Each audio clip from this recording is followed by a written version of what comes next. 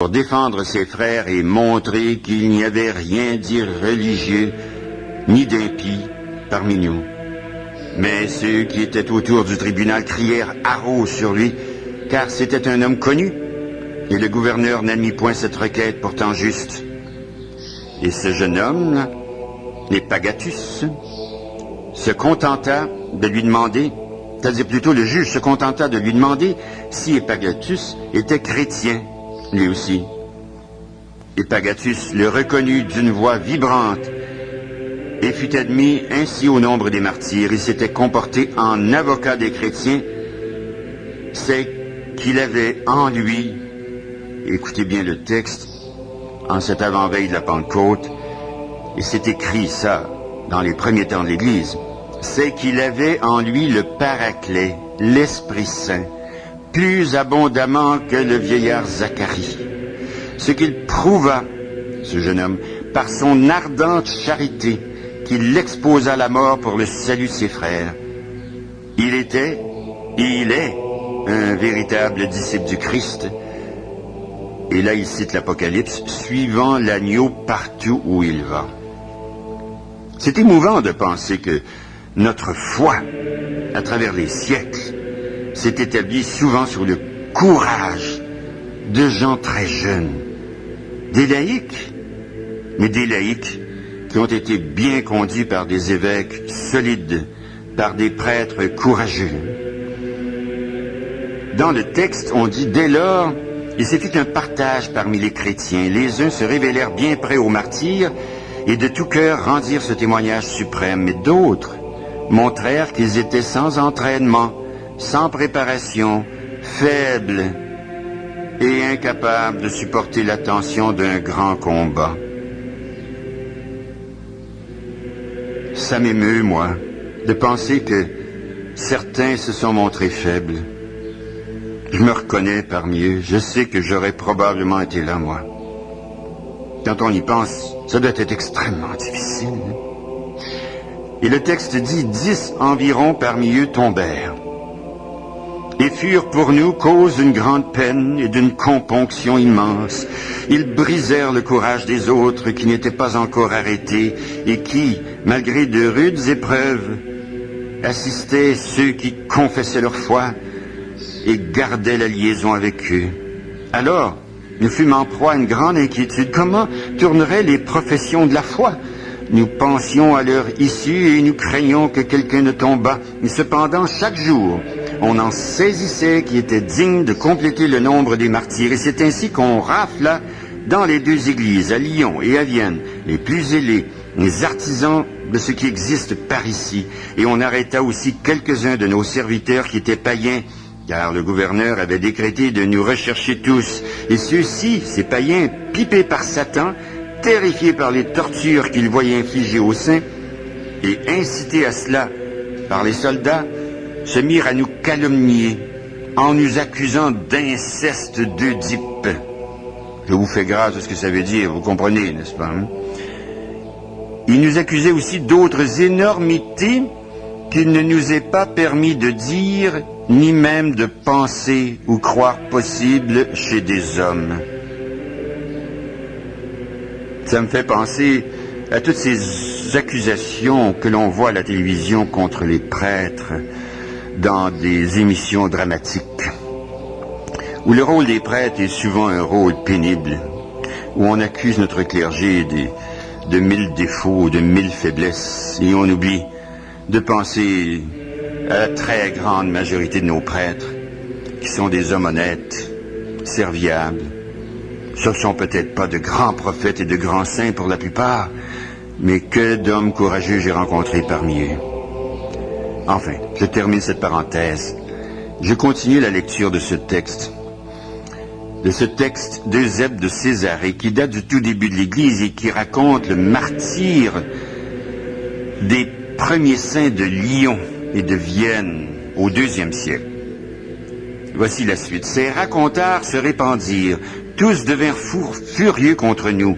Des gens qui naguère étaient de nos relations et continuaient à nous ménager nous trouvèrent du coup absolument intolérable et grincèrent des dents contre nous. Ainsi s'accomplissait la parole de notre Seigneur, il viendra un temps où quiconque vous tuera, et ils croiront rendre hommage à Dieu. C'est dans Jean, chapitre 16, verset 2.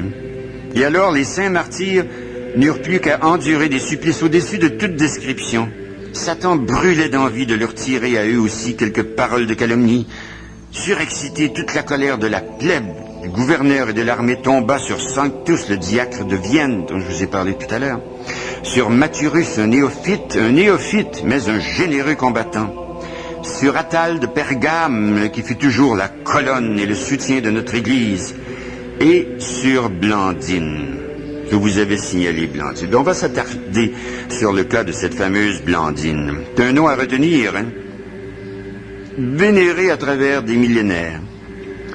Voici le texte. En elle, le Christ montra que ce qui paraît aux hommes sans prix, sans beauté, méprisable, est en grand honneur auprès de Dieu, à cause de l'amour qu'on lui prouve par des actes et non par des fanfaronnades de l'imagination. Nous craignons tous, avec sa maîtresse selon la chair, qui combattait elle aussi parmi les martyrs, qu'elle ne put faire franchement profession de la foi à cause de sa faiblesse physique. Ça peut être un encouragement, ça, pour toutes les jeunes femmes ou les dames qui m'écoutent et qui se sentent faibles, petites, bonnes à rien. Elles pensent qu'elles n'ont pas de qualité, pas de vertu ou à peine. Elles sont solitaires. Elles se retrouvent à parler toutes seules comme pour remplir le silence. Elles ont peut-être un chat, une plante. Elles regardent par la fenêtre et s'ennuient. Dites-vous qu'au fond de vous, l'Esprit Saint peut faire de vous des choses extraordinaires comme il l'a fait pour Sainte Blandine. Voici la suite du texte. Mais Blandine fut remplie d'une telle force qu'elle fatigua et découragea les bourreaux, qui se succédèrent auprès d'elle depuis le matin jusqu'au soir, et épuisèrent tout l'arsenal des supplices. Ils s'avouèrent vaincus, ils n'avaient plus rien à lui faire, ils s'étonnaient qu'il lui restât encore un souffle de vie, alors que tout son corps était déchiré et labouré. Ils certifiaient que le moindre de ces tourments était suffisant pour ôter la vie, et tout leur assortiment n'avait pas réussi. Mais la bienheureuse, comme un généreux athlète, retrouvait des forces à confesser sa foi. C'était pour elle un réconfort, un repos et un apaisement de ses souffrances de dire « Je suis chrétienne et chez nous, il n'y a rien de mal ». Beaucoup plus loin dans le texte, on revient sur Blandine et on ajoute ceci. Blandine, suspendue à un poteau, était exposée en pâture aux bêtes qu'on avait lâchées. La vue de ce crucifix improvisé, qui priait d'une voix assurée, animait grandement les combattants. Ils voyaient dans leur sœur Blandine, durant le combat, avec les yeux du corps, celui qui avait été crucifié pour eux, afin de garantir aux fidèles de souffrir pour la gloire du Christ. Pour la gloire du Christ. Aucune des bêtes, cette fois-là, ne toucha Blandine. Les bêtes, ce sont évidemment des lions, des bêtes sauvages, des taureaux même. On la détacha donc de son poteau et on la remit en prison, en réserve pour un autre combat. Ces multiples performances stimulaient nos frères. Cette petite, cette faible, cette méprisée avec le grand athlète imbattable qui est le Christ qu'elle avait revêtu, était victorieuse à plusieurs reprises de l'adversaire. De haute lutte, elle s'adjugeait la couronne de l'immortalité. Et enfin, beaucoup plus loin dans le texte, on dit « Après tous ces supplices, le dernier jour des combats singuliers, Blandine fut réintroduite avec Ponticus, un jeune gars d'une quinzaine d'années. Chaque jour, ils avaient été amenés pour voir les autres souffrir. On voulait les contraindre ainsi à jurer par les idoles, mais tous deux, Blandine et Ponticus, restèrent calmes et dédaigneux. Fureur du public, qui fut sans pitié pour l'âge de l'enfant, 15 ans quand on y pense, sans respect pour le sexe de Blandine. On les livra à toutes les atrocités. Ils parcoururent tout le cycle des supplices. Après chaque épreuve, on les pressait de jurer, mais sans pouvoir y réussir. Le jeune Ponticus était encouragé par sa sœur, ma sœur, sur le sens mystique, spirituel. Les païens voyaient bien que c'était elle qui l'exhortait et l'affermissait. Il endura vaillamment toutes les tortures et rendit l'âme. Et la bienheureuse Blandine, elle, restait la dernière, comme une noble mère qui lance ses fils vainqueurs pour qu'ils la devancent chez le roi. Elle soutint, elle aussi, tous les combats de ses enfants et se hâta de les rejoindre. Et après les fouets, puis les bêtes, puis le grill, elle fut grillée. Elle fut mise dans un filet et livrée à un taureau, et plusieurs fois projetée en l'air par le taureau. Elle n'avait plus le sentiment de ce qui se passait, tant elle était prise par son espérance, son attente des promesses, son entretien avec le Christ. On l'immola, elle aussi, et les païens eux-mêmes avouaient que jamais chez eux une femme n'avait enduré des souffrances aussi nombreuses et aussi cruelles. Ce sont des textes qui sont tellement authentiques et tellement vrais quand on les lit, qu'on a peine à croire qu'Eusèbe de Césarée ait pu exagérer. Je ne le crois pas. En terminant la lecture de ce texte d'Eusèbe de Césarée, il ajoute pour terminer son texte: ceux qui étaient morts asphyxiés en prison, on les jeta aux chiens, avec sentinelles de jour et de nuit pour nous interdire de les enterrer. Semblablement, on exposa ce dont n'avaient pas voulu les bêtes ou le bûcher, des lambeaux déchirés ou carbonisés, des têtes coupées, des troncs mutilés. Mon Dieu, c'est comme au Rwanda. Cela resta également sans sépulture, avec une garde de soldats pendant plusieurs jours. Des païens frémissaient et grinçaient des dents contre les martyrisés. On aurait dû les soumettre à des supplices encore plus forts, disait-il. D'autres se gaussaient des morts et les insultaient. Ils vantaient leurs idoles qui, disait-il, avaient bien puni ces gens-là. Quelques-uns, plus modérés, paraissaient éprouver une certaine pitié. Ils se répandaient en plaintes et en disant: « Où est leur Dieu? À quoi bon ce culte qu'ils ont préféré à leur vie ?» Et ainsi leurs sentiments étaient assez variés. Et le texte termine ainsi: « De notre côté, vive était la douleur de ne pouvoir enterrer les corps. La nuit ne nous fut pas favorable. L'argent ne trouva aucune personne à séduire et les prières échouèrent. La garde était acharnée, comme si elle avait un réel intérêt à priver ses os de sépulture.